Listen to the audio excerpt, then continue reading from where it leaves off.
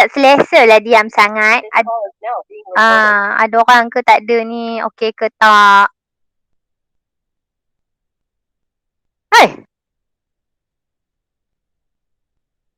Okey tak orang-orang ni? Okey cikgu, okey. Okey. Baik, okey, soalan ni soalan kelenjar endokrin. Kalau nampak je bendalah ni, ini adalah kelenjar endokrin. So soalan tanya, namakan kelenjar P. Sepatutnya kamu dah mahir dah, maksudnya dah ingat dah. KP ni bentuk daun. Daun, bentuk macam daun ni adalah pankreas. Nama dia adalah pankreas. Okey. Lepas tu soalan tanya apa? Kepentingan hormon. Gariskan perkataan kepentingan hormon yang dirembeskan oleh kelenjar P. So, apa pentingnya kelenjar P? Ingat pankreas ini untuk mengawal aras glukosa dalam darah. Kalau tak ingat glukosa, untuk mengawal aras gula dalam darah. Kalau boleh ingat glukosa lagi baik. Okey, boleh sampai sini?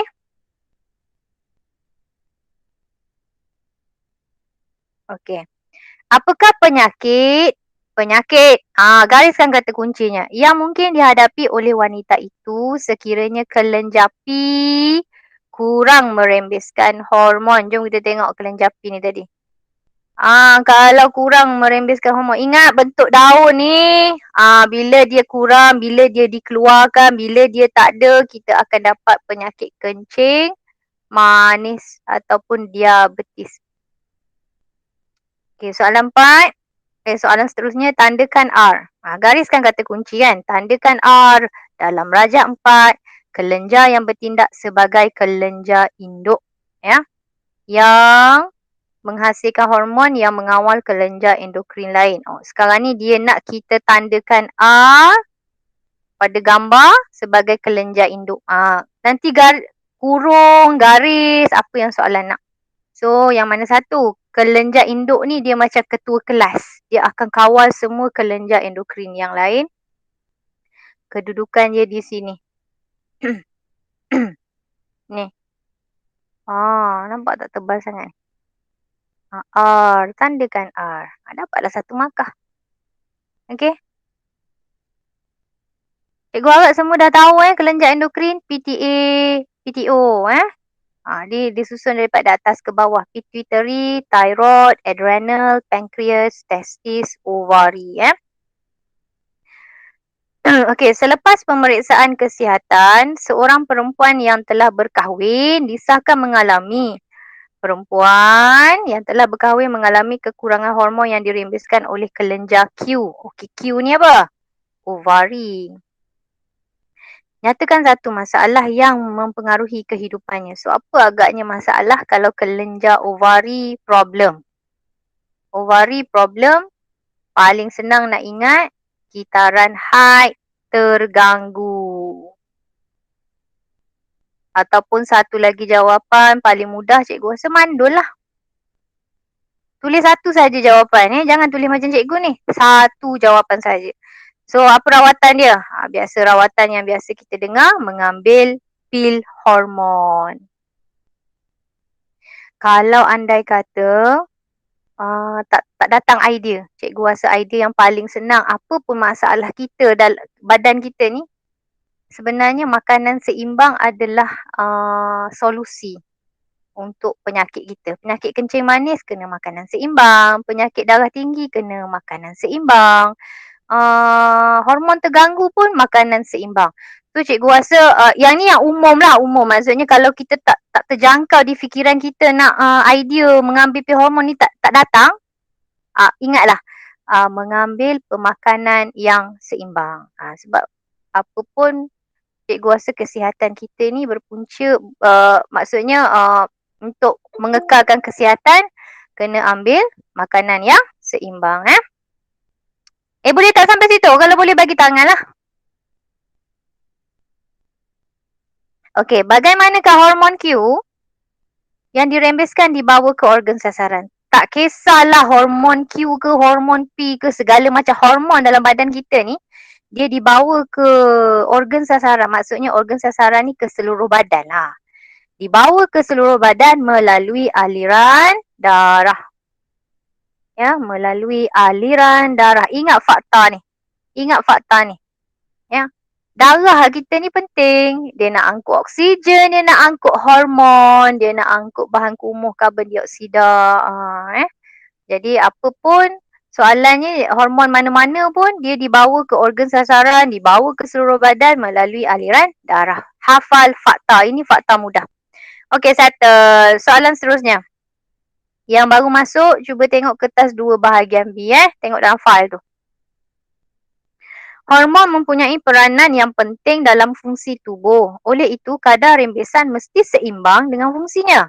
Apakah yang dimaksudkan dengan hormon? Kalau tak hafal ni, hilang 1 markah. Ingat, hormon protein. Hormon ialah protein. Hormon ialah sejenis protein. Ingat hormon protein yang dihasilkan oleh kelenjar endokrin. Ingat fakta ni. Apa hormon? Protein yang dirembeskan oleh kelenjar endokrin. Itu maksud hormon. Rasa boleh tak? Senang je kan? Apa hormon? Sejenis protein yang dihasilkan di kelenjar endokrin. Okey, lepas tu dia bagi maklumat.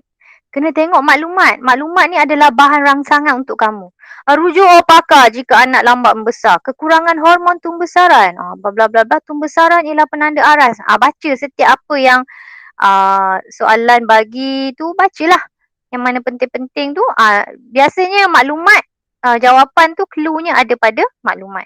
Berdasarkan maklumat di atas, apakah kelenjar yang terlibat? So, kelenjar yang terlibat dalam tumbesaran badan kita ni nama dia kelenjar pituitari. Pituitari. Pituitari duduknya di otak. Ingat, pituitari mengawal pertumbuhan. Pituitari pertumbuhan. Pituitari pertumbuhan. Duduknya di otak. Okey? Pasangan ibu bapa mengharapkan anak-anak yang dilahirkan mengalami pertumbuhan yang normal. Namun terdapat segelintir kanak-kanak yang mengalami tumbesaran seperti di atas. Maksudnya terbantut. Cadangkan bagaimana ibu bapa dapat mengatasi masalah ini. 2 markah maksudnya 2 point.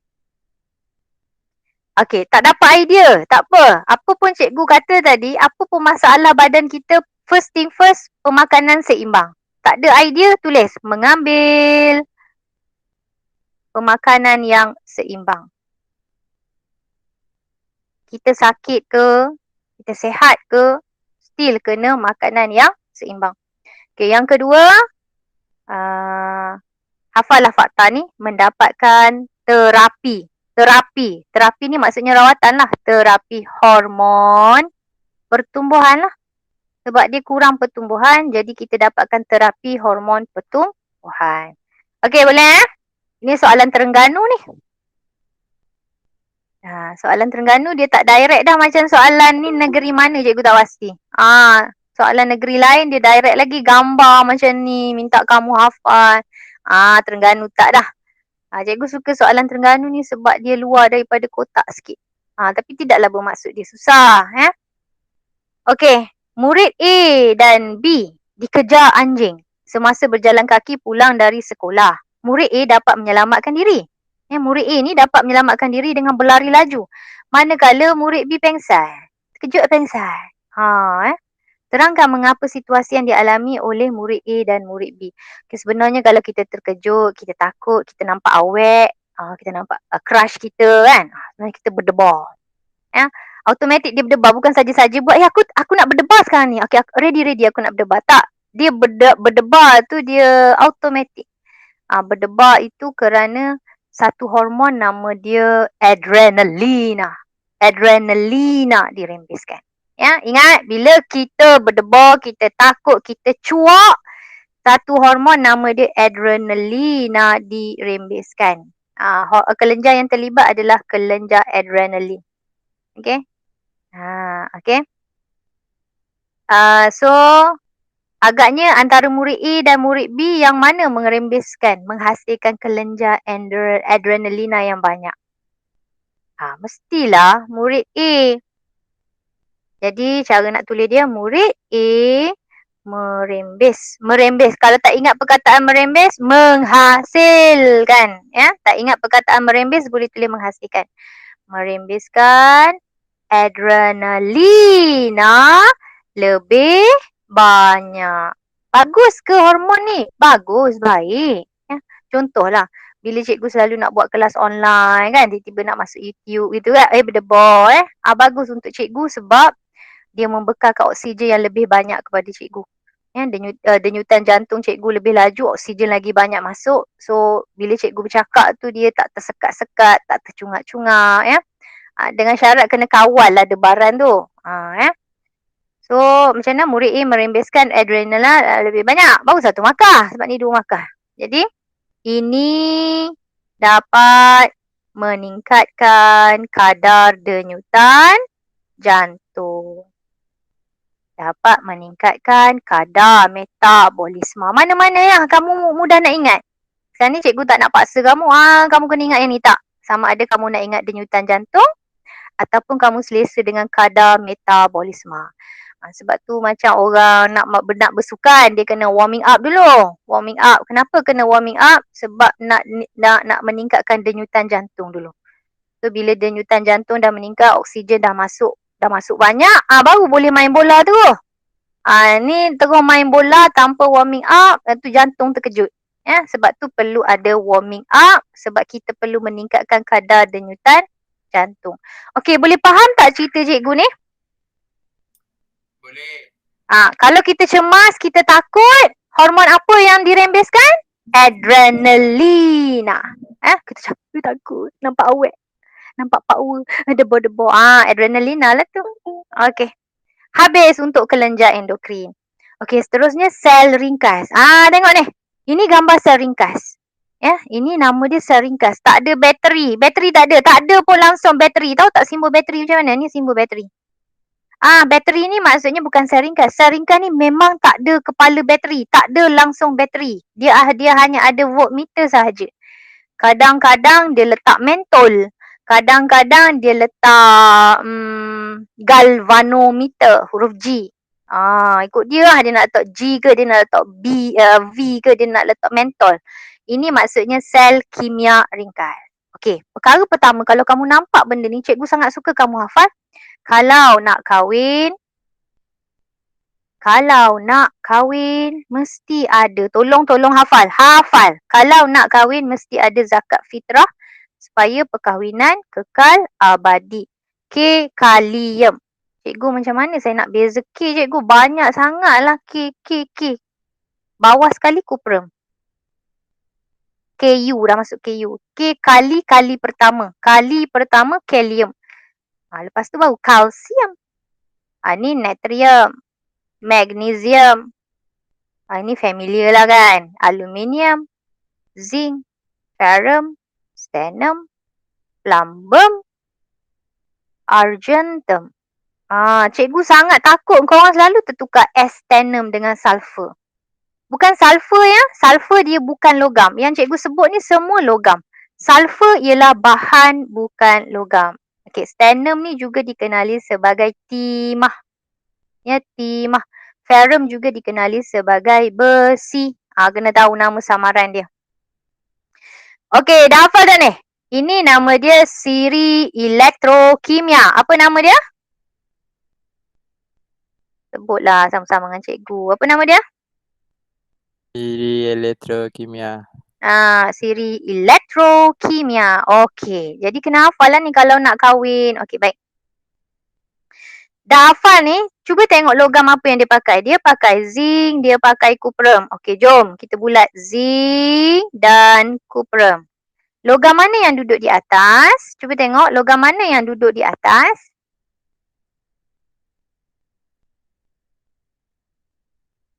Tak ada mulut kau.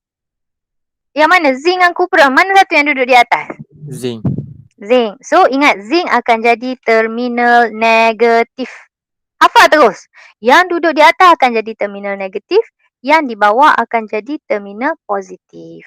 Negatif juga kita kenali sebagai katot. Positif anod. Hafal yang ni dulu. Okey, dah hafal apa lagi benda yang kamu kena hafal? Okey. Negatif ni maksudnya dia akan derma elektron. Itu je benda yang kamu perlu hafal. Kalau rasa susah, cikgu ulang semula. Mana tempat kosong ni?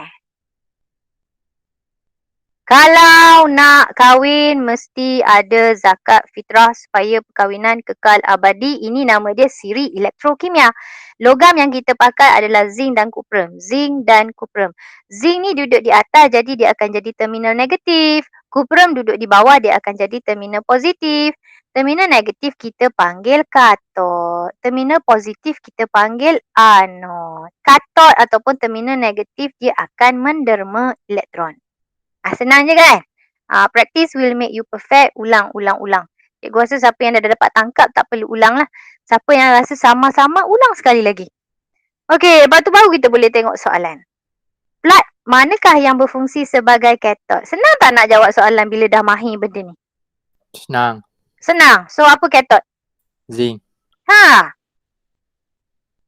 Okay, cadangkan bahan lain yang boleh kamu ambil di dapur rumah jika bekalan larutan kuprum 2 sulfat ni tidak dapat disediakan di makmal. Okey, larutan kuprum 2 sulfat ni mesti bahan, syarat dia mesti bahan ionik.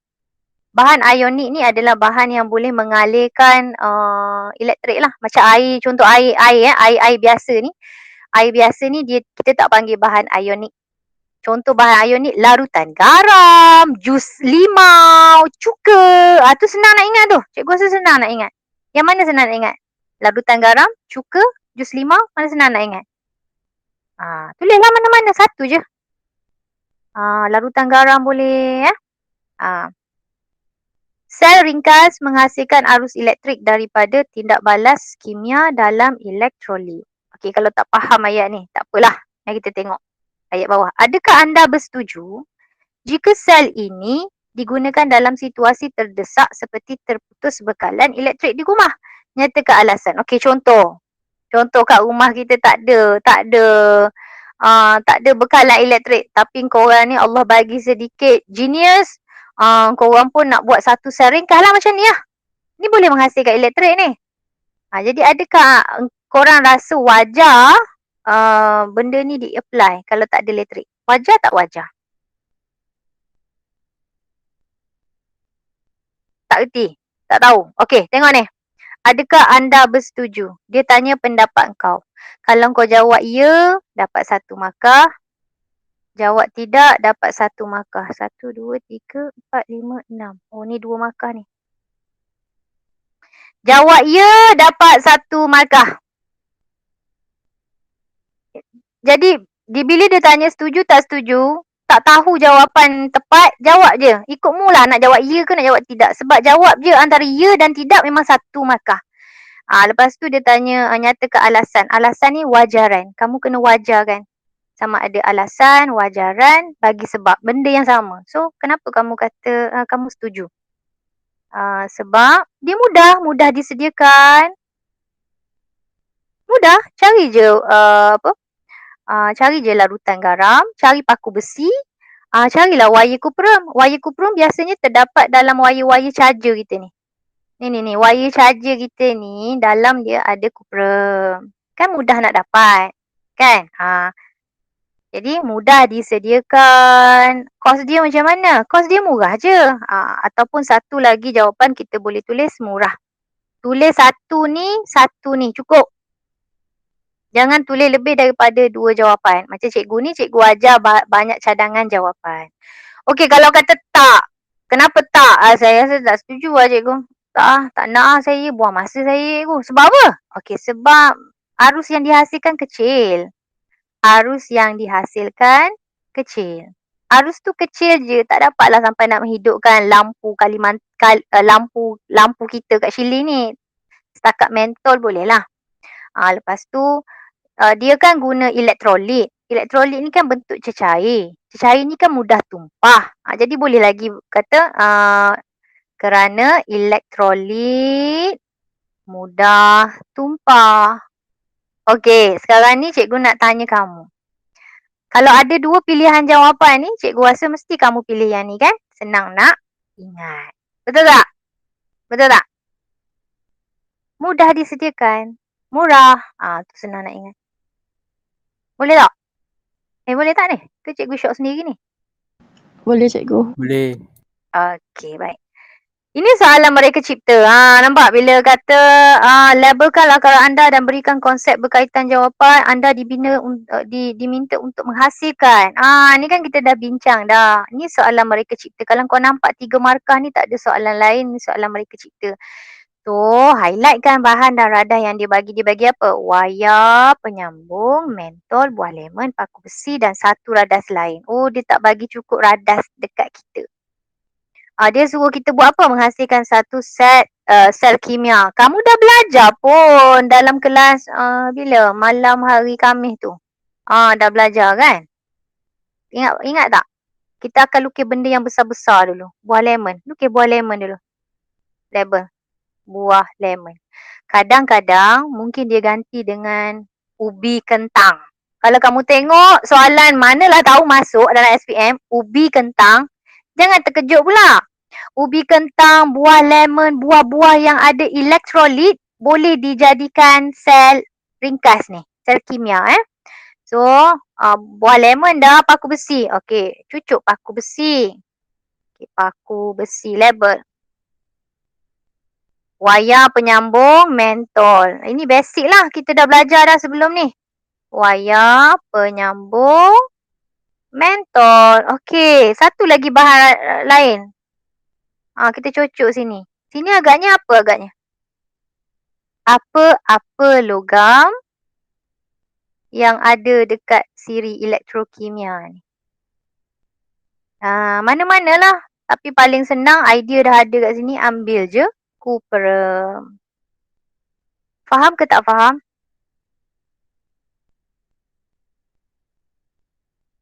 Faham ke tidak ni? Ke tengah menyalin?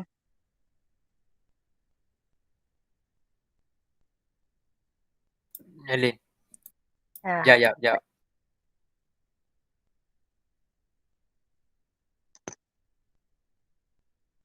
Tak tahulah kan kalau soalan ni masuk kan. Kalau soalan ni masuk pun cikgu tak rasa galat tau. Sebab cikgu dah bincang dengan kamu dah. Ya. Jadi paling utama tu hafaz siri elektrokimia tu dulu. Kalau nak kahwin tu kenal pasti yang mana jadi terminal negatif, yang mana jadi terminal positif. Okey, ni baru dapat 2 markah. 1 markah lagi kita nak cerita pasal apa?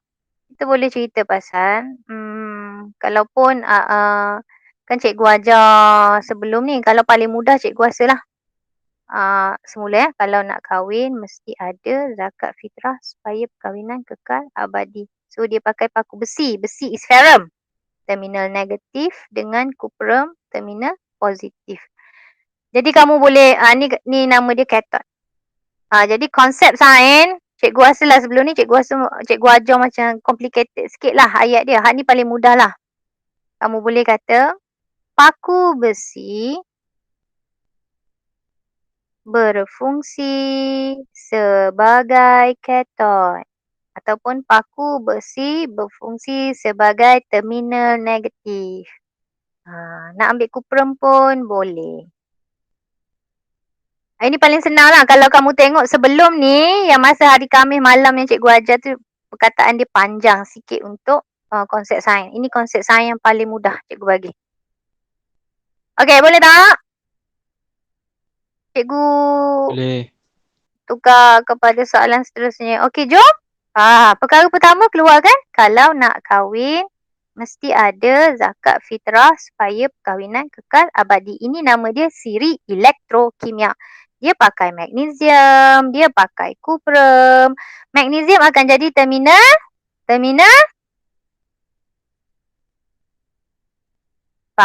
yang duduk di atas akan jadi terminal Negatif. okey, yang di bawah akan jadi terminal Positif. okey, terminal negatif juga dikenali sebagai Katot.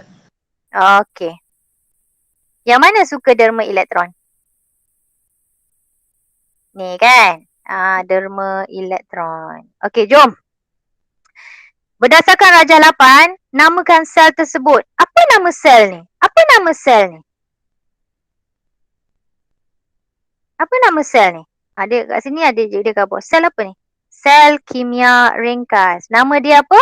Nampak je gambar yang tak ada bateri ni, nama dia sel kimia ringkas. Sel kimia ringkas. Okey?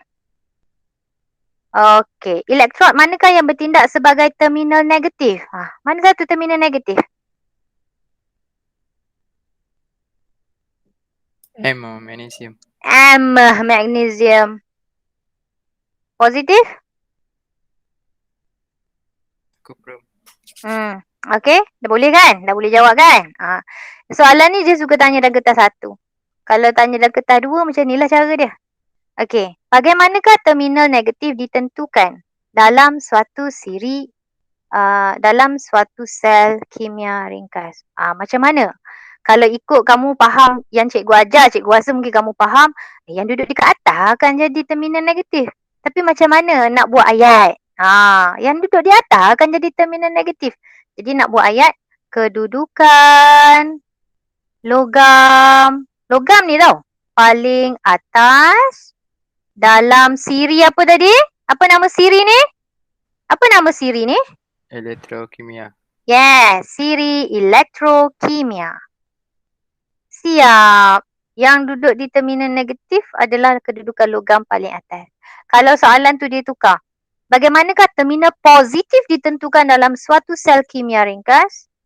Kedudukan logam paling bawah dalam siri elektrokimia. Cikgu rasa macam soalan ni tak comel. Tahu tak comel apa? Mula-mula dia tanya namakan sel tersebut. Tiba-tiba sini dia kata suatu sel ringkas kimia. Kau nampak tak? Dia tak comel sebab ni jawapan kepada ini. Tak comel sangatlah soalan dia. Ya. Faham tak maksud cikgu tak comel tu? Sebab dia dah bagi jawapan kat bawah tu. Cuma antara kamu sedar tak sedar je. Ini adalah jawapan kepada A. Sedap sangat dah lah aku rekod. Lepas tu kata pula soalan ni tak comel. Marah pula orang yang gubal soalan ni. Okey, ramalkan bacaan voltmeter jika kepingan magnesium digantikan dengan kepingan zinc. Okey, jom kita tengok. Magnesium ni kita gantikan dengan zinc. Agaknya berapakah bacaan voltmeter dia? Kamu tahu tak ilmu ni? Ilmu ni lagi jauh kedudukan mereka duduk ni. Lagi jauh antara logam ni dengan logam ni, lagi jauh kedudukan dia, lagi besar. Lagi besar bacaan voltmeter. Lagi jauh, lagi besar. Contoh kalau magnesium dengan argentum, lagi jauh kan? Maksudnya arus ataupun bacaan voltmeter yang dihasilkan lagi besar. Tapi sekarang ni soalan kata zinc dengan cuprum. Jarak dia macam mana ni? Jarak dia dekat. So bila jarak dia dekat, bacaan voltmeter dia yang dihasilkan akan lebih. Sebablah siapa faham maksud cikgu ni? Bila dekat, bacaan voltmeter akan jadi lebih apa? Sikit. Lebih sikit, lebih kecil. Lebih kecil tau. Lebih kecil. Sebab apa? Kenapa kamu kata lebih kecil? Kedudukan antara dua logam lebih dekat. Ada yang tak faham? Cikgu ulang semula. Kalau nak kahwin mesti ada zakat fitrah supaya perkahwinan kekal abadi. Contoh, logam cuprum dengan logam ferrum. Tengok jarak dia berapa. Lepas tu cikgu banding pula plumbum dengan magnesium. Okey, ada dua logam yang cikgu guna, A dan B. Cikgu nak tanya kamu, bacaan voltmeter yang mana lebih besar dihasilkan? A ke B? A. Kenapa A? Kedudukan dia sebab jauh. Kedudukan antara dua logam lebih jauh. Kamu faham konsep tu, insyaAllah kamu boleh jawab. Okey? Siap. Okey, seterusnya kitaran nitrogen. Dah hafal dah belum kitaran nitrogen ni? Dah lama sangat tak masuk Lama sangat tak masuk. Cikgu rasa tak silap cikgu tahun bila memang sangat lama tak masuk. Dan kebarangkalian boleh jadi juga akan masuk lah.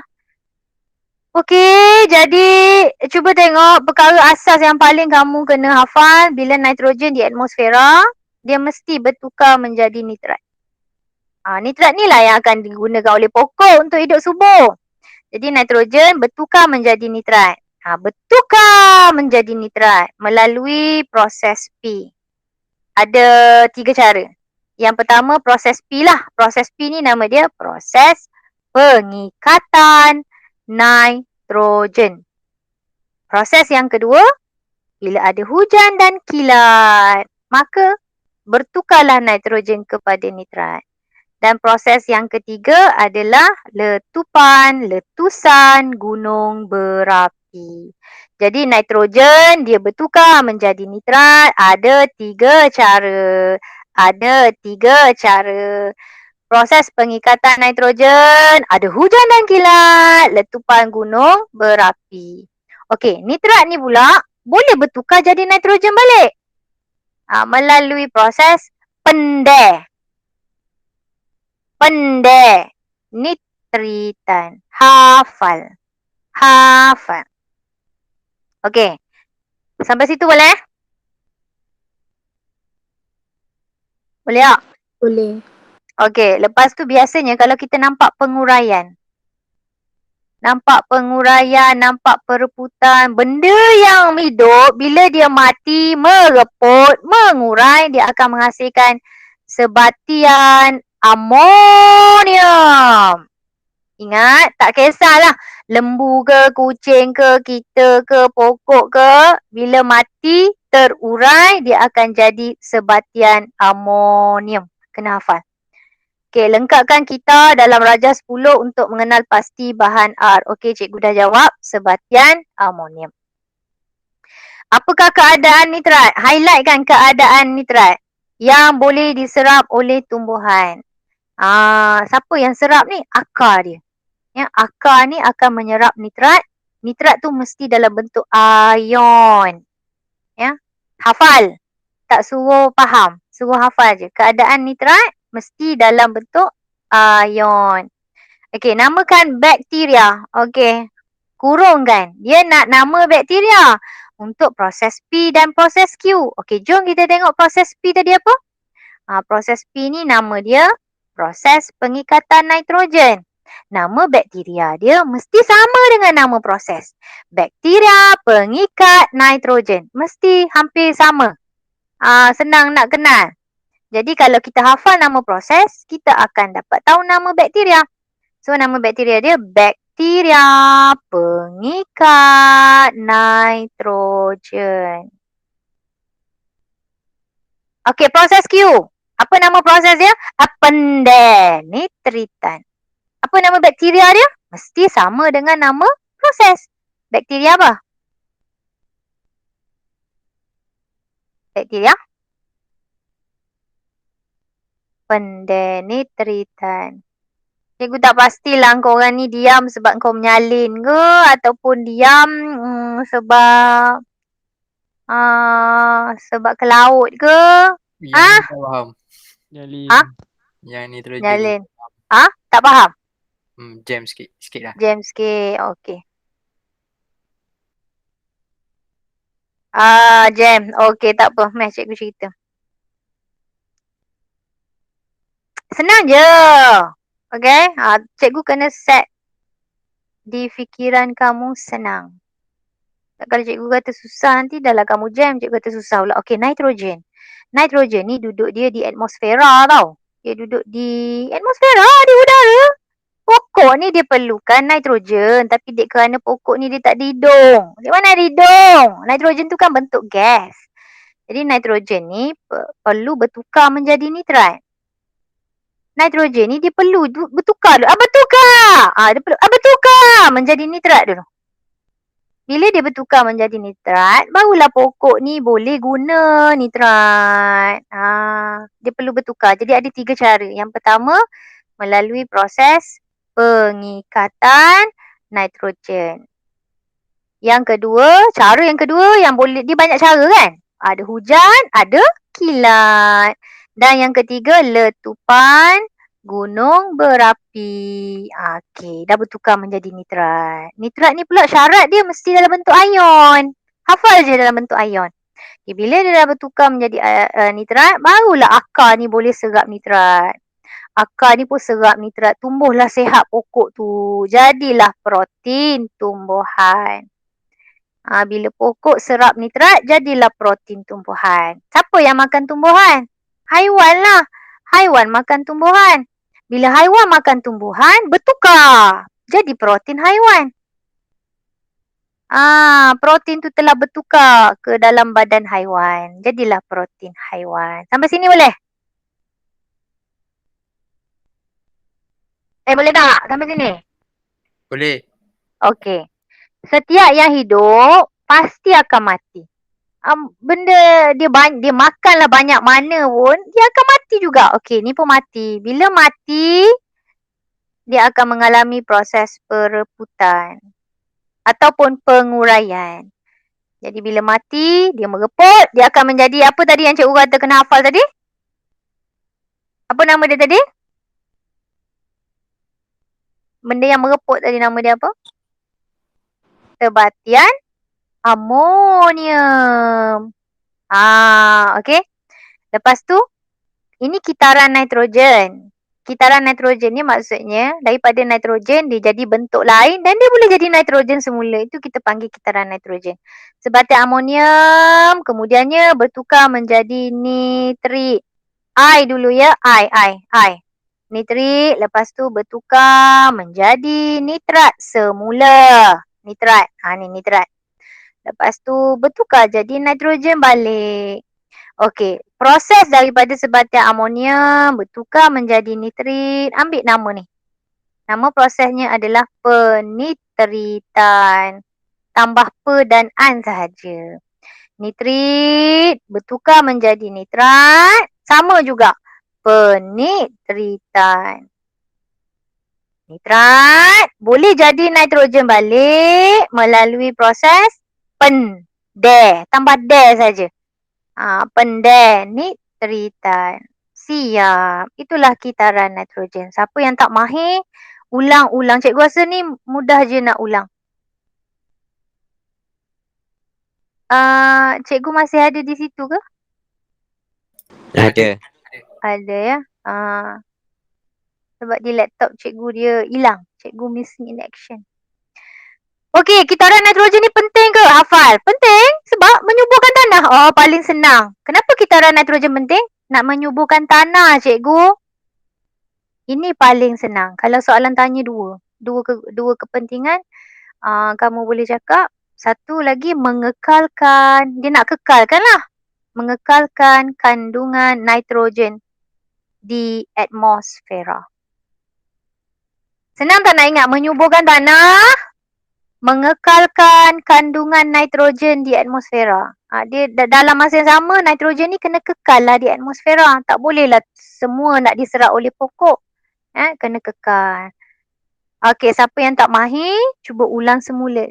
InsyaAllah, senang je ni. Ulang semula. Kamu ulang 4 kali. 4 kali insyaAllah dia memang akan ingat. Tak percaya, cuba buat. Cikgu dah pernah try benda ni. Memang boleh ingat. Okey, settle yang itu.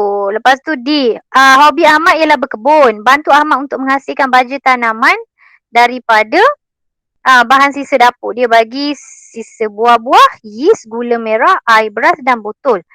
Ini soalan mereka cipta. 3 markah. Jadi highlight kan apa bahan yang dia bagi. Lepas tu dia suruh lakar dan labelkan raja anda dan berikan penerangan ringkas bagaimana bahan-bahan yang digunakan dapat menghasilkan baja tanaman. Kita lukis benda yang besar-besar dulu.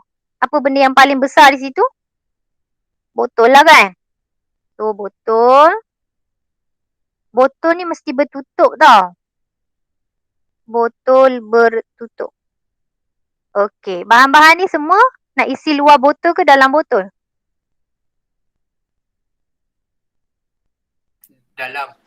Dalam. So cikgu short form je lah ya. Sisa buah-buah, tambah yeast, tambah gula merah, tambah air beras. Label lah insyaAllah 2 markah kat situ. Okay. Jadi konsep sainsnya pada botol ke pada bendalah ni? Mesti pada bahan kan? Nampak tak perkataan yeast? Bila yeast, of course mesti ada proses penapaian.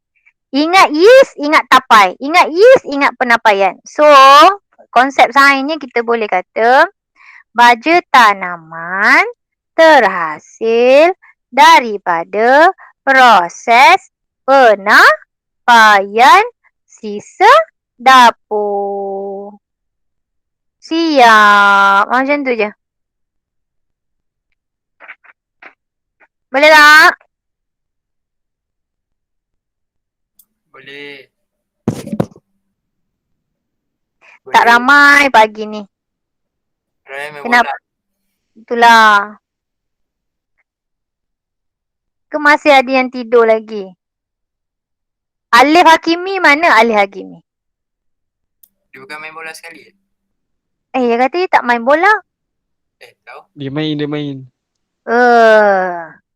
Kena Alif ni. Okey, soalan 2004. Sama je. Cikgu rasa kamu mesti dah kena ni. Nampak je ni dah tiun dah. Nampak nitrogen jadi nitrat. Nama proses tadi, proses pengikatan nitrogen. Ni kebetulan soalan sama pula. Nitrat jadi nitrogen semula, nama proses dia proses pendetritan. Okey, soalan tanya. Lengkapkan kita di atas untuk mengenal pasti bahan A. Okey, cepat. Apa bahan A? Penguraian? Apa nama di situ? Benda yang terurai, benda yang mereput akan menghasilkan apa? Sebatian amonium. Sebatian amonium. Okey. Pengukuhan lah ni. Keadaan nitrat yang boleh diserap oleh akar pokok. Apa keadaan nitrat yang boleh diserap oleh akar pokok? Iron. Ion. Okey, soalan ni cikgu nak tukar. Namakan namakan proses P dan Q. Potong ni tak? Namakan proses P dan Q. Apa nama proses P? Apa nama proses P?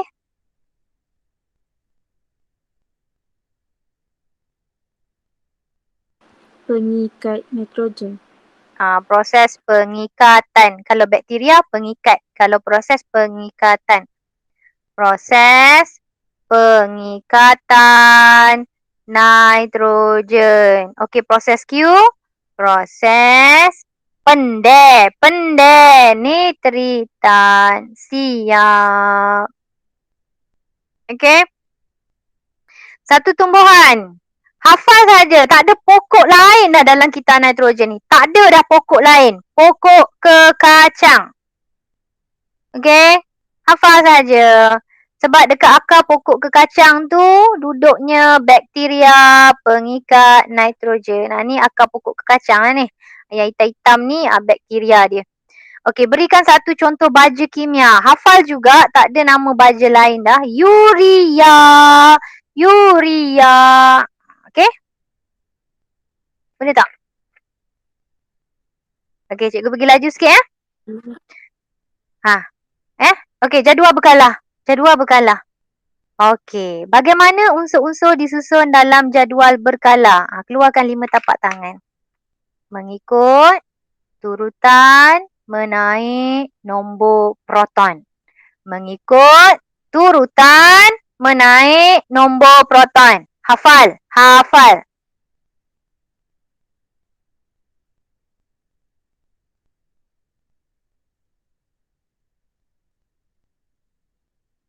Okey.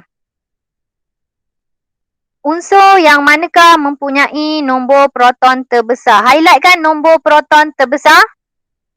Okey, semua tengok jadual ni. Kamu tahu tak nombor proton tu disusun macam mana? Dia susun macam ni tau. Nombor 1 duduk sini. Ini tetap dan tak berubah. 2 kat Q. 3 dekat sini. 4 dekat R. Macam tu disusun. Inilah nombor proton disusun. Kena ingat tak berubah ni. Jadi nombor proton terbesar huruf apa? W. Kalau kita faham cara nak jawab, kita tahu jawapan dia. Okey, unsur-unsur yang mempunyai sifat kimia yang sama. Kurungkan. Sifat kimia yang sama maksudnya dia duduk dalam grup yang sama.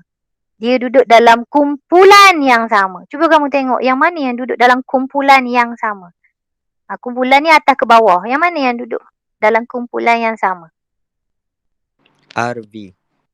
Ni kumpulan yang sama ni, nampak? RV.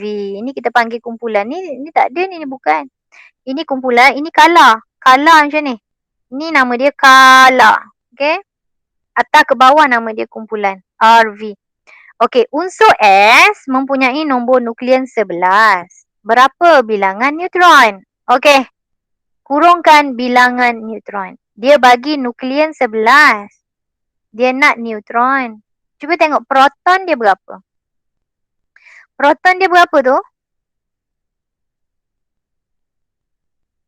5. 5 kan? Jadi nak cari neutron. 11 tolak 5. Okey? 11 tolak 5 berapa?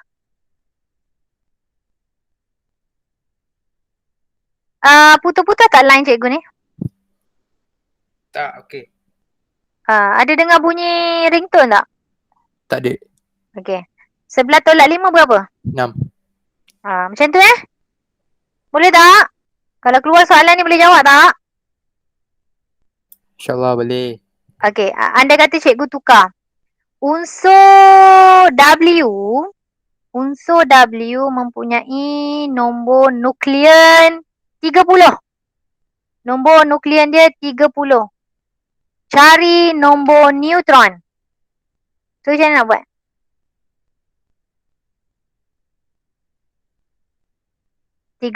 Tolaklah dengan 16. Dapatlah 14. Macam itulah tolak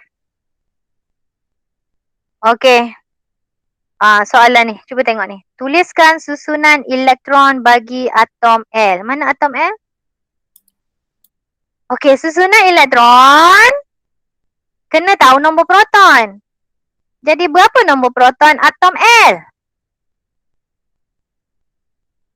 Kenal tak mana satu nombor proton, mana satu nombor ni? Yang kecil ni. Nombor yang kecil ni kita panggil nombor proton. Nombor yang kecil ni kita panggil nombor proton. Nombor yang di atas yang besar ni, kita panggil nombor nukleon. Tolong bezakan, tolong tahu, tolong. Sebab ni masuk dalam kertas satu juga ni. Ingat, yang besar akan jadi nombor nukleon, nombor yang kecil akan jadi nombor proton. Jadi atom L, berapa nombor proton dia? 13. Okey, so 13 ni. Sekarang ni kita nak susun susunan elektron. Macam mana nak buat? 2.8.3. Itu jawapan dia. Cikgu saya tak faham lah macam mana boleh jadi 283 ni. Okey, tengok. Ini nukleus. Ini petala pertama, petala kedua, petala ketiga dan petala keseterusnya. Petala pertama mesti letak 2. Elektron hanya boleh duduk 2 sahaja. Bilik pertama hanya boleh letak 2 sahaja elektron. Bilik yang kedua ataupun petala yang kedua hanya boleh menempatkan maksimum 8 elektron. Petala ketiga pun 8, petala keempat pun 8, petala kelima pun 8. Begitulah. Maknanya hanya petala pertama sahaja menempatkan 2 elektron. Yang lain 8. Okey. Jadi, sekarang ni 13 kan? 2, 8 selebihnya 3. Faham ke tidak ni? Okey, tak apa. Cuba tulis yang ni pula. Susunan elektron bagi huruf N. Susunan elektron bagi huruf N. Cuba try pula. 11. So, cepatlah. Nak tengok kamu faham ke tidak? Mula-mula nombor 2. Nombor berapa? 8. 8. Lepas tu nombor berapa? Baki dia berapa? Baki dia? 1. 1. 2, 8, 1. Macam tu lah susunan elektron dia. Okey, yang ni pula. M. Mula-mula nak tulis berapa?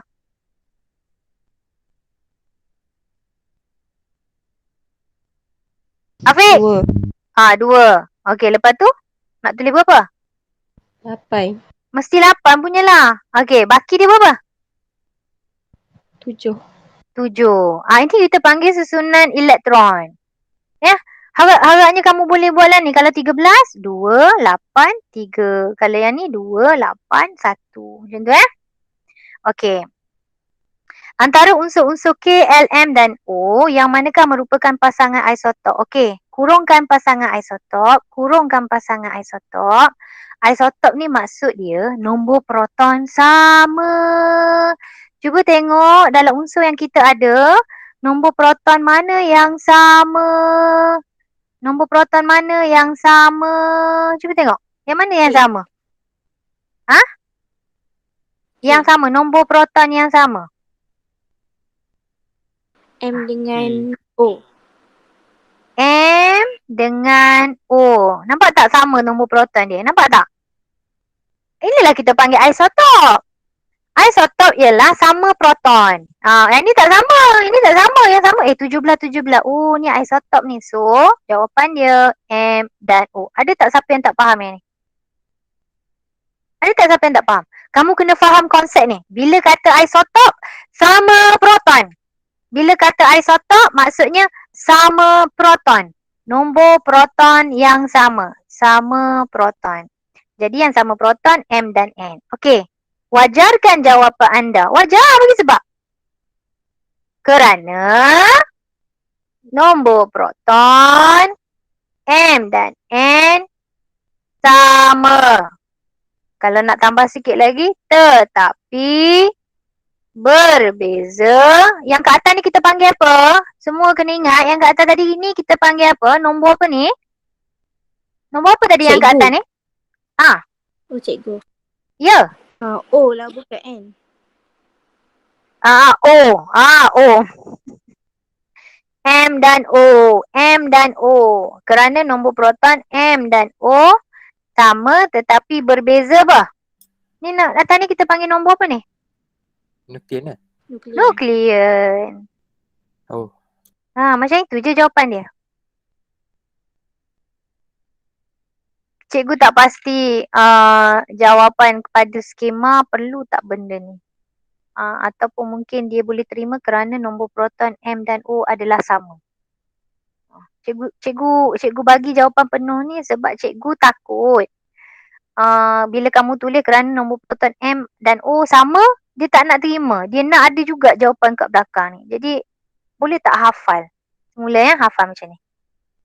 Isotop. S untuk sama. P untuk proton number. Sama nombor proton, tapi beza nombor nukleon. Boleh tak agak-agaknya? Boleh tak agak-agak hafal? Tolong hafal? Hafal ya? Dia kalau tak masuk dalam kertas 1, kertas 2. Tak masuk dalam kertas 2, kertas 1. Dia memang antara soalan yang glamour lah isotop ni. Okey, jom. Nyatakan unsur-unsur soalan seterusnya. Nyatakan unsur-unsur dalam kala 5. Jom, kala 5 mana? Ni kala 1, ni kala 2, ni kala 3, kala 4, kala 5. Apa jawapan dia? Skala 5. Apa kala 5? Jawapan dia apa? Kala 5. Apa unsur dalam kala 5?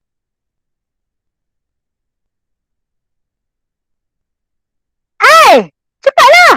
Apa unsur dalam kala 5 ni? Cikgu dah bulat kan dah? RS. RS. Kenapa Dam? Kau stop kat mana Dam? Aduh, jam kejap dah Dam. Okey. Kau dah tak boleh terima dah ni? Tak boleh masuk dah? Boleh lagi sikit. Banyak gini bahan. Okey, nyatakan satu sifat dalam kumpulan 1. Okey, tengok ni kumpulan 1. Kumpulan pula kita panggil yang memanjang ni. Kumpulan 1 adalah kumpulan logam. Kumpulan logam ya. Logam ni sifat dia adalah boleh mengkonduksi elektrik. Siapa yang mengkonduksi elektrik ni tak familiar dengan perkataan mengkonduksi, tukarkan je dengan boleh mengalirkan elektrik. Okey, susun unsur-unsur dalam jadual berkala mengikut pertambahan nombor proton. Okey, jom tengok. Kita ada P, kita ada Q, kita ada R, kita ada S. Macam mana kita nak susun mengikut pertambahan nombor proton? Cuba buka mic. Cuba buka mic. Macam mana kita nak susun? Kita ada P, kita ada Q, kita ada R, kita ada S. Macam mana nak susun mengikut pertambahan nombor proton? Macam mana cikgu? Susun lah, kita ada huruf P, kita ada huruf Q, kita ada huruf R, kita ada S. Nombor proton paling kecil yang mana? P. Lepas tu yang kedua terbesar? Tak bukan maksud cikgu. Lepas P? Q. Q. Lepas Q? R. Lepas R? S. Itu lah jawapan dia. Senang je kan? Ke soalan cikgu yang menyebabkan korang rasa susah? Tu je. Itu cara kita nak susun unsur-unsur dalam jadual berkala mengikut pertambahan nombor proton. Ni selalu keluar dalam kertas 1. Okey, D. Atom oksigen mempunyai nombor proton 8. Okey, macam mana susunan elektron? Susunan elektron. 2. Baki dia berapa? Baki dia berapa? 8 ni. Baki dia berapa? Ya. Baki dia berapa? Kalau 4 baru 6. 6. So 2, 6. Okey. Jadi ini susunan elektron. Kalau soalan suruh tulis susunan elektron, kamu kena tulis dalam bentuk titik macam ni. 2.6. Ini susunan elektron. Sekarang dia suruh lukis. Ini tulis. Sekarang lukis. Aku buka mic. Kalau lukis macam mana? Mula-mula nukleus. Petala pertama. Petala kedua. Sebab dia hanya ada 2 petala sahaja. Petala pertama boleh menempatkan berapa elektron? 2. Lukis. 1, 2. Petala kedua boleh menempatkan berapa elektron? 6. Jadi 1, 2, 3, 4, 5, 6. Macam itu je. Okey, cikgu bagi satu soalan lagi. Nombor proton 11. Nombor proton 11. Cuba tulis susunan elektron. Tulis susunan elektron. Dia akan jadi macam mana? Tulis. Dia akan jadi macam mana? Bila tulis dia akan jadi macam mana? 2 titik. 11 tolak kan? Tolak apa? Tak. Sekarang 11. Jadi dia macam mana? 2 titik. Lepas tu nak tulis nombor berapa? 81. Faham tak konsep ni? Ni tulis. Jangan boleh siapa yang boleh tu. Jangan boleh. Jangan boleh lah. Kena boleh. Ni tulis. Kalau lukis. Tengok ni cikgu lukis. Ini nukleus. Petala pertama. Petala kedua. Petala ketiga. Sebab dia ada 3 petala. So petala pertama letak 2. Petala kedua letak 8. Petala ketiga letak berapa? 1. Siap. Faham ke tidak ni? Cikgu nak ulang semula. Cikgu ulang semula. Okey, unsur Z nombor protonnya adalah 9. 9 sekarang ni. Okey. Tulis susunan elektron. Berapa jadi? 27. 27. Okey, lukis. Nukleus. Petala pertama, petala kedua. Okey, petala pertama berapa? 2. Petala kedua? 7. Macam tu. Senang je insyaAllah, senang je. Ya? Gitu. Boleh beza tulis dengan lukis? Boleh. Okey. Sekarang ni soalan tanya. Bagaimanakah atom oksigen dapat mencapai susunan elektron yang lebih stabil? 2 markah. Macam mana korang nak goreng ni? Okey, tak apa. Cikgu bagi. Cikgu bagi kaedah paling mudah. Okey, cuba tengok. Sekarang ni nombor proton 8, 2, 6. Enam ni better dia lepas dia apa dia Andika? Andika? Ya cikgu. Ya, okey. Enam Cikgu. tu, enam tu better dia lepas ke better dia terima untuk cukup 8? Faham ke maksud cikgu ni? Untuk mencapai 8, Terima lah. sebaiknya dia lepas ke dia terima? Terima kan? Dia nak terima berapa? 2. 2 supaya dia mencapai 8. Faham ke hidup aku tak tahulah. Hai. Okey, jadi jawapan macam ni. Menerima 2 elektron. Bila dia terima 2 elektron, jadi cukuplah 8. Bila 8, kita panggil susunan oktet. Untuk mencapai susunan oktet. Oktet ni maksudnya 8 full, penuh 8 di petala. Okey, tak apa. Sekarang ni tengok 27. Cuba tengok 27 ni. 27 ni, better dia derma ke better dia terima? Nak cukupkan 8. Unsur ni seeloknya dia terima ke dia derma? Terima. Dia perlu terima berapa elektron? 1. 1 elektron. Untuk mencapai susunan apa tadi? Oktet. Oktet ni bukan mencarut ya.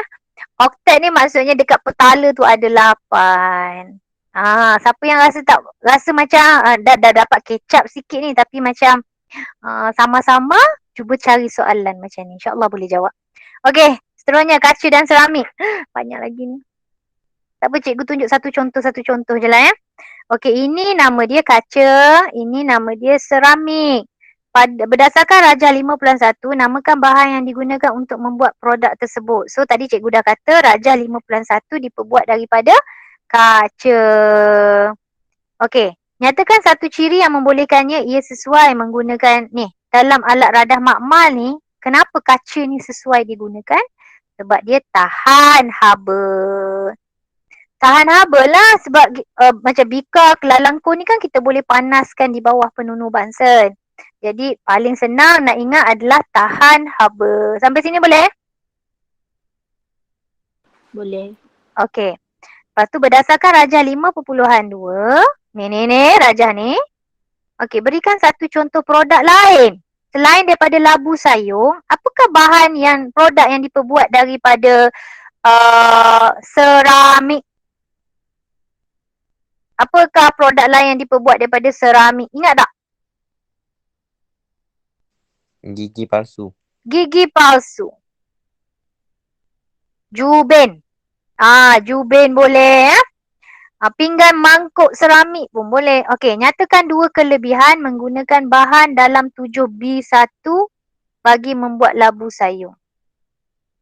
So, apa kelebihan seramik ni sebenarnya? Dia keras tau. Tahan panas. Tahan panas. Tahan haba. Kita guna perkataan tahan haba Cikgu tahu korang ada idea tu. Tahan haba, keras. Okey. Tandakan rakyat pada kotak yang disediakan satu contoh bahan yang direka bentuk secara inovatif daripada jenis bahan yang membuat radas makmal. Faham ke ayat dia ni? Tak. Radah makmal tadi diperbuat daripada apa? Radah makmal tadi diperbuat daripada apa ni? Seramik. Ni. Kaca. So yang mana yang diperbuat daripada tingkap. kaca? So jawapan dia tingkap kaca. Itu je lah sebenarnya. Tapi soalan dia pusing-pusing. Okey, yang ni cikgu tak cerita. Cuba buat sendiri. Cuba buat sendiri. Tidak lama pula kita ni. Okey, so ni kelapa sawit. Ini soalan trial kita. Okey, ni buah kelapa sawit. Ingat ni sabut Sabut. Tempurung isi rong. Sabut, tempurung isi rong. Sabut, tempurung isi rong. Okey, sabut paling banyak minyak. Isi rong sikit je minyak tapi minyak dia berkualiti. Ya, isi rong mana pula perginya tadi? Oi! Isi rong minyak dia berkualiti. Okey, namakan. Buat sabun ke? Tak. Hafal dulu gambar buah kelapa sawit ni. Andika tidur Ya? je kot. Tidur. Saya ni Azrul. Aduh. Cikgu kenal tak? Azrul. Ha. Azrul. Az Az Az SPM Azrul 2014. 2013. 2013 macam kenal. Tak apalah. Adik-beradik ke? Anak saudara. Andika tu anak saudara. Oh. Dia tidur. Jadi kau lah belajar sains kan ni? Ada sebelah ni. Ingat kamu yang belajar sains. Kira macam hari Senin ni, mu ke dia yang masuk dalam dewan tu nanti? Dia ada kat sebelah ni. Ada ya? Okey. Okey, berdasarkan Raja 9, nyatakan bahagian yang mengandungi kuantiti minyak paling banyak. Cepat, yang mana paling banyak tadi? Sabut. Sabut. Ingat ya fakta tu? So, sabut. Okey. Ini proses pengekstrakan minyak kelapa sawit. Tolong ingat formula ni. ST check. ST check. Cuba sebut. Cepatlah. ST check. ST check.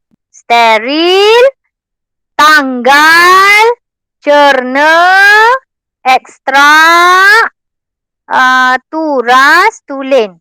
Steril, tanggal, cerna, ekstrak, turas, tulen. So, soalan dia nak jawapan dekat sini. Kita akan tulis penurasan. Macam tu cara nak ingat dia. ST check. Okey. Seorang wanita mendapati pakaiannya terkena gincu. Lipstick. Bagaimanakah tindakan pencucian sabun dapat menghilangkan kotoran di pakaiannya? Okey, kenapa kita pakai sabun? Untuk cuci baju kita. Apa fungsi sabun tu sebenarnya? Sabun ni sebenarnya dapat mengurangkan ketegangan permukaan air. Ni yang pertama. Kamu percaya tak? Air tu dia tegang. Permukaan air dia tegang. Sebab tu serangga dia boleh berdiri atas air. Pernah tengok serangga berdiri atas air? Sebab permukaan air tu tegang sebenarnya. Kamu tak boleh lah berdiri atas permukaan air sebab berat kamu tu. Serangga ni dia ringan dan dia boleh berdiri atas permukaan air sebab sebenarnya permukaan air tu tegang. Sebab tu bila kamu basuh baju tak pakai sabun, bila kamu rendam, bila kamu angkat balik kain baju kamu tu, kamu tengok ada bahagian-bahagian baju yang tak terkena air. Sebab air tak boleh meresap masuk. Sebab dia tegang. Jadi macam mana kita nak mengurangkan ketegangan tu? Bubuh sabun. Okey, lagi 2 markah ni. Fakta apa lagi? Sabun kan dia ada ekor dengan kepala. So, bahagian ekor larut dalam gincu. Manakala bahagian kepala larut dalam apa? Ini dah macam cakap seorang lah ni. Dalam air. Boleh ke tak boleh? Anu ada lagi Anu? Anu! Dia dah Anu. Ya, cikgu. Ada tak? Ada. Okey. Cikgu rasa macam dah lama sangat kan? Tapi macam banyak lagi ni tak bincang ni. Okey, tak apalah. Sikit lagi. Sebelum pukul 12 kita stop. Okey, pengambilan minyak sawit menjadi satu kebiasaan dalam kalangan rakyat Malaysia. Pada pendapat anda. So, dia tanya pendapat kau.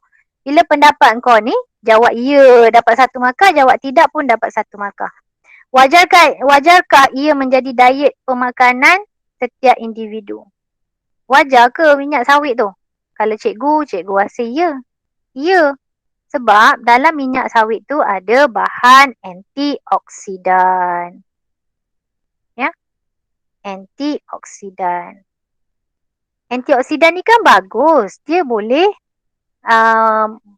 boleh menghilangkan radikal bebas. Kali meji cikgu ajar. Bahan antioksidan ni umpama Ultraman. Radikal bebas tu umpama raksasa. Macam tu. Okey. Jadi yang ini buat sendiri. Kita tengok otot sikit. Otot. Cikgu nak cerita. Tak nampak pula otot aku. Ya Allah, tak nampak. Otot atas ni, tak nampak kan? Otot atas. Atas. Cuba bengkok tangan. Atas nama dia bicep. Bawah nama dia tricep. Atas ni nama dia bicep. Bawah nama dia tricep. Sekarang ni boleh jawab tak? A tu. Mestilah boleh jawab. Nama dia apa? Otot X tu. Bicep. Okey, sampai sini boleh Atas bicep, bawah tricep. Okey, bila kita bengkok tangan, ya, cikgu nak ajar korang formula ni. Kecut kendo. Okey, bicep akan kecut, tricep akan kendo. Bila kita bengkok tangan, bicep kecut, tricep kendo.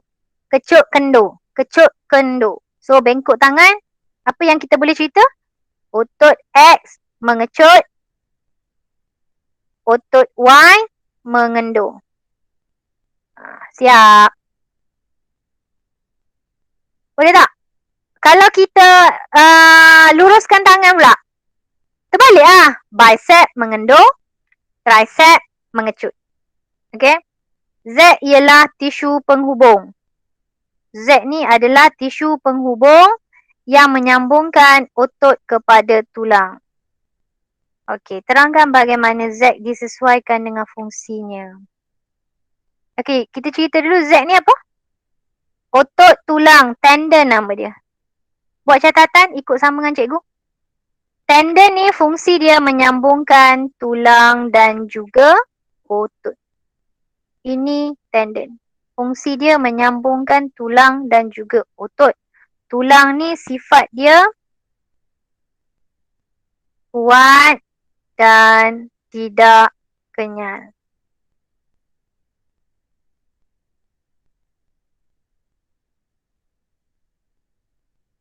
Ada lagi jawapan yang kat bawah ni. Cikgu rasa cikgu malas nak ceritalah sebab dia macam complicated sangat. Cikgu takut korang rasa susah. Okey, tak apa. Kita tengok pula D. Kaki Ali telah terselio dan bengkak akibat jatuh semasa bermain bola sepak. Berdasarkan situasi di atas, jelaskan apa yang berlaku kepada otot kakinya. Kenapa dia terselio? Agaknya kenapa dia terselio? Ototnya berlaku, ototnya sebab apa? Ototnya tercedera. Jadi dia nak cara rawatan. Bagaimana cara rawatan? Yang paling mudah sebenarnya, makan ubat tahan sakit.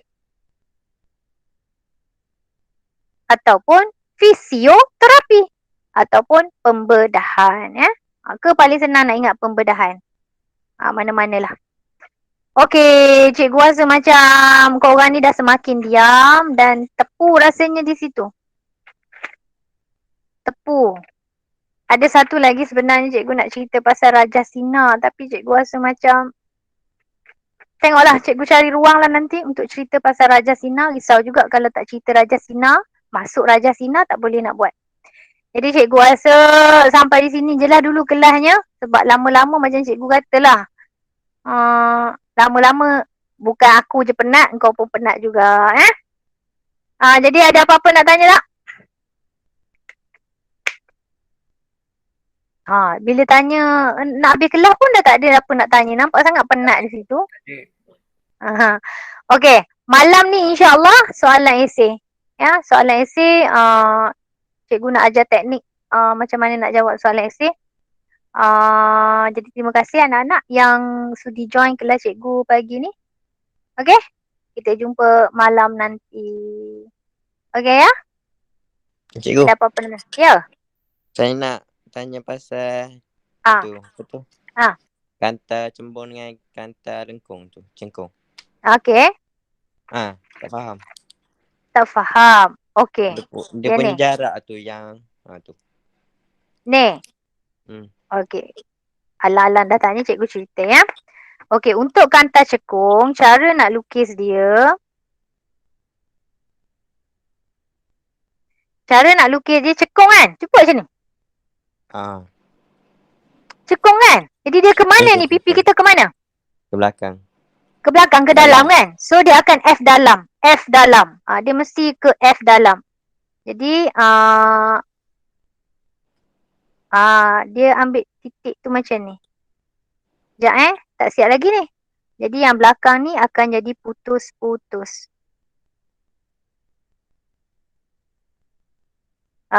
Jadi yang dekat area sini, dia tak putus tau. Dia sampai sini ni. Nampak tak? Dia mula daripada sini. Mula daripada yang cikgu hitamkan titik ni. Dia tak putus sampailah ke atas. Bila dia masuk ke dalam, dia dah putus-putus. Ni cara melukis Raja Sinar. Cikgu ulang semula. Cikgu ulang semula supaya kamu ingat.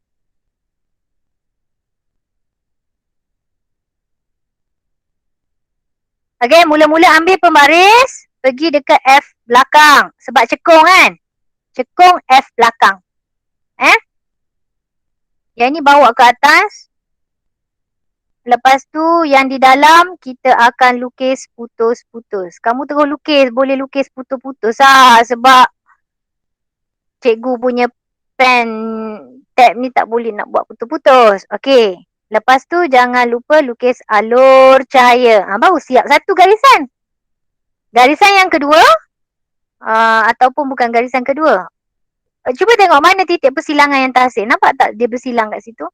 Jadi objek yang image yang terhasil adalah besar sangat ni.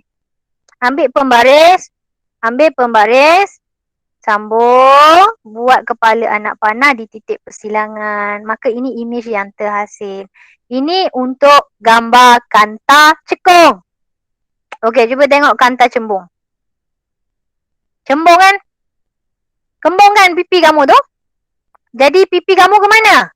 Keluar. Jadi bila keluar F ini. Okey, perkara pertama bawa pembaris kamu tu pergi dekat paksi kanta straight je daripada kepala anak panah tu. Straight je. Alur cahaya. Sampai situ. Lepas tu nak pergi ke mana? Pergi ke F depan sebab dia kembung. Pergi ke F depan.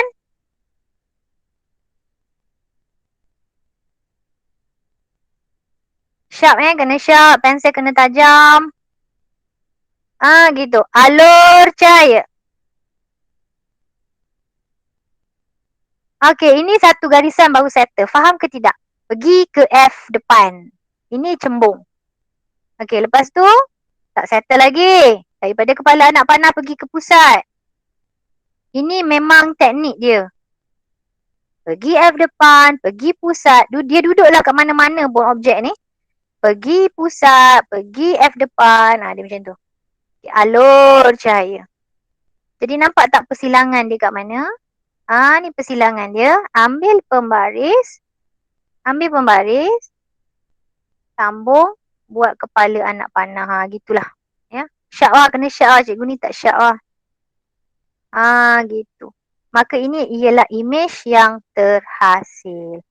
Boleh beza tak cembung dan cekung? Cembung F depan sebab dia mengembung. Cekung dia ke dalam lah. Okey, boleh tak? Boleh beza tak? Boleh. Okey. Jadi alang-alang tu cikgu cerita sekejap lah. Jadi cikgu cerita sekejap Ini belah kanan. Cuba tengok kertas kamu ni. Betul ni belah kanan. Ni belah kanan, ni belah kanan. Ni belah kiri. Image yang terhasil di sebelah kanan, ingat nyata. Kanan nyata. Kanan nyata. Maya kiri. Bukan Maya Karin tapi Maya kiri. Sekarang ni objek tu terhasil di sebelah kanan ke sebelah kiri? Oh, belah kiri. Dia terhasil di sebelah kiri, nampak? Jadi image yang terhasil adalah Maya. Ataupun kita boleh sebut dia apa? Kalau anak panah ke atas, dia tegak. Kalau anak panah ke bawah, kita panggil dia songsang. Kalau yang macam ni, soalan dia tanya tak ciri? Satu ciri image. Okey, jom kita tengok ciri image. Dia duduk belah kanan ke belah kiri ni? Ni duduk belah kanan ke belah kiri ni image ni? Kanan. Jadi bila kanan, nyata. Kanan, nyata. So boleh sebut nyata. Ataupun satu lagi, dia terbalik kan? Bila terbalik, anak panah terbalik, kita panggil songsang. Dia macam tu je. Bila ciri image ni, Kamu boleh sebut dia songsang, kamu boleh sebut dia nyata ataupun maya. Okey. Okey, ni bila soalan tanya kanta pembesar. Nak menghasilkan kanta pembesar, objek dia kena letak dekat sini. Hafal je lah. Bila nama je kanta pembesar, objek dia mesti letak macam mana? Letak di hadapan F. Letak di hadapan F. Hafal saja. Ni selalu masuk dalam kertas 1.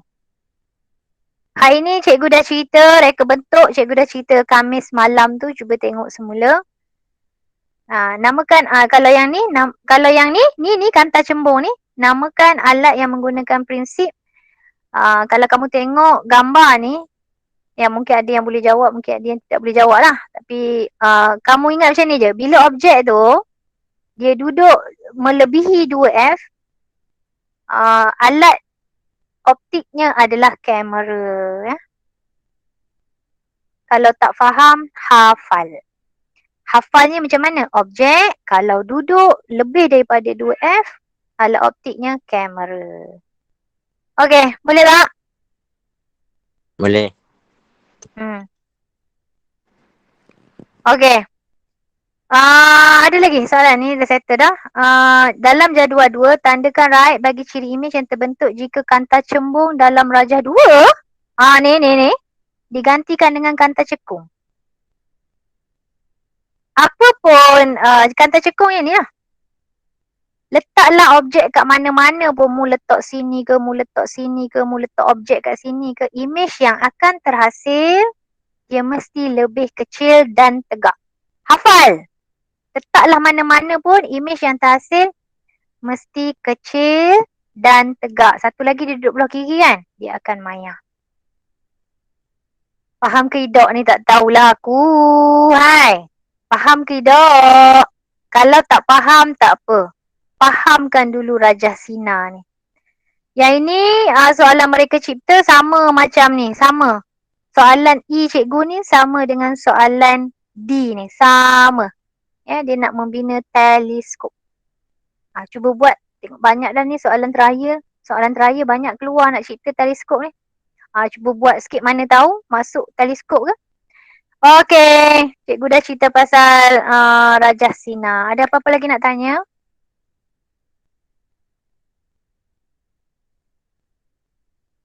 Ada apa-apa lagi nak tanya? Tak ada.